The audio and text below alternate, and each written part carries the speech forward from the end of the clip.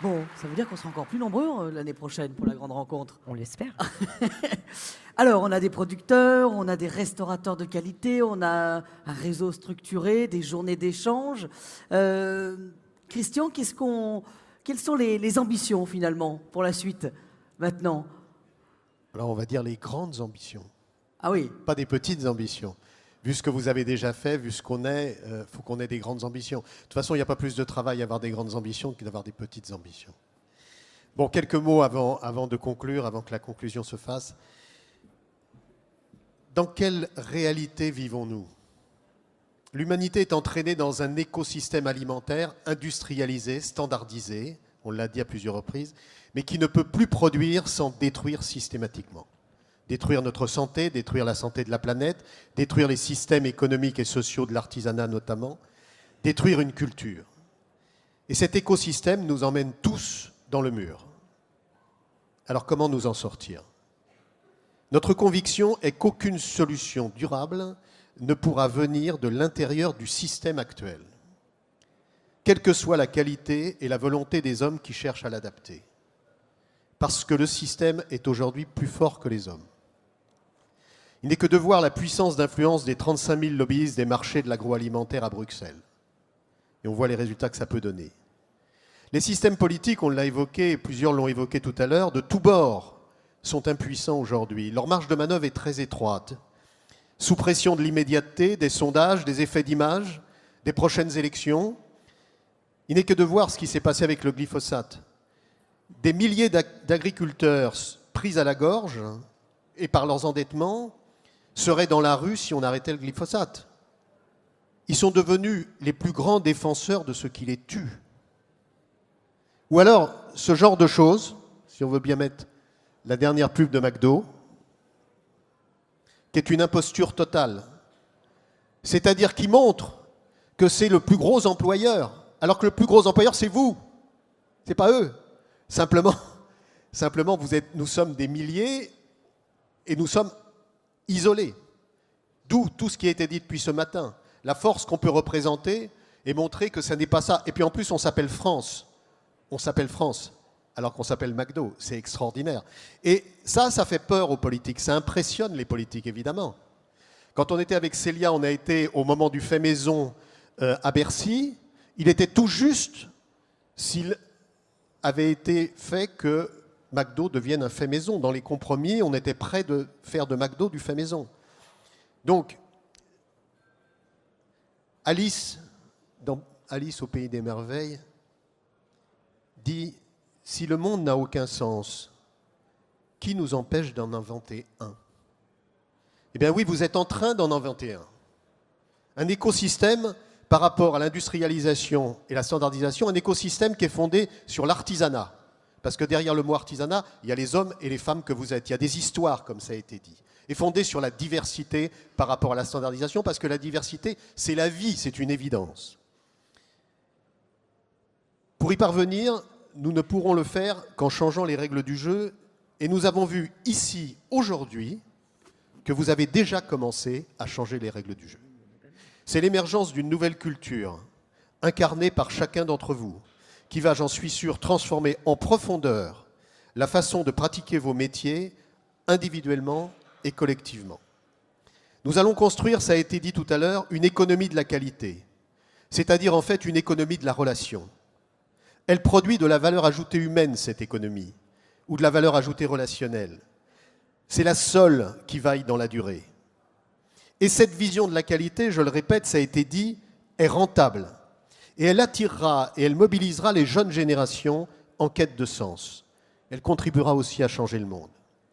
L'excellence du savoir-faire qui est représentée ici, portée et transmise par vous, artisans, hommes et femmes de métier, de l'univers culinaire, reste une condition sine qua non de la qualité. Mais elle n'est plus suffisante. Il faut qu'elle soit accompagnée de l'excellence d'un savoir-être. Ça a été dit dans les maillons de la chaîne tout à l'heure. Chaque année, au Collège culinaire de France, indépendamment de tout ce qui vous a été exprimé, nous renforçons la mise en œuvre et nous éprouvons la validité des valeurs et des principes opérationnels que nous partageons. Affirmez votre identité, chacun. Soyez-en fiers. Personne ne vous aidera si vous ne vous aidez pas vous-même. créer de la valeur ajoutée relationnelle à tous les niveaux. On voit que le partage des expériences personnelles est une richesse infinie. Ce qui se passe dans l'espace entre le producteur, le restaurateur, entre le cuisinier, la salle, entre la salle, le client, c'est largement sous-exploité. On a là un trésor entre les mains. Tout seul, tu crois aller plus vite dans l'immédiateté. À plusieurs, tu es sûr d'aller plus loin, plus longtemps. Ne tombons pas dans la stigmatisation. On la voit trop aujourd'hui.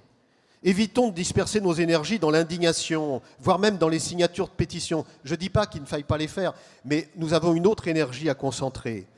Tous les effets déclamatoires qui sont aussi vite effacés que prononcés, c'est le lot aujourd'hui de la médiatisation.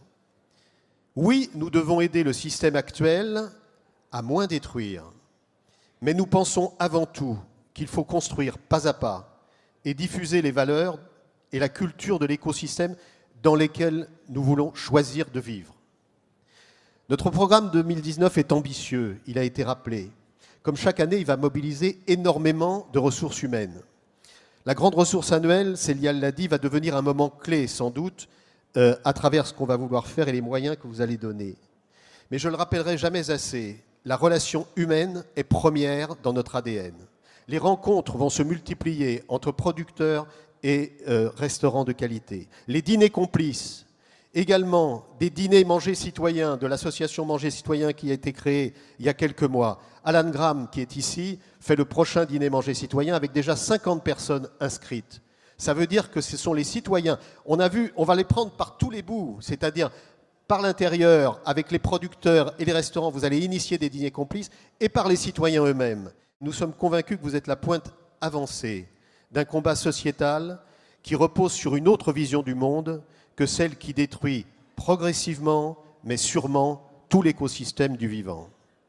Le socle de cette nouvelle culture relationnelle émerge avec le Collège culinaire de France, que vous incarnez. Mais ce ne pourra être pérennisé que si nous initions autour de nous des structures pour le soutenir, le nourrir et le renforcer sans cesse. Il y a tout ce qui se fait à l'intérieur du collège et on va générer autour, justement, des éléments qui vont le soutenir.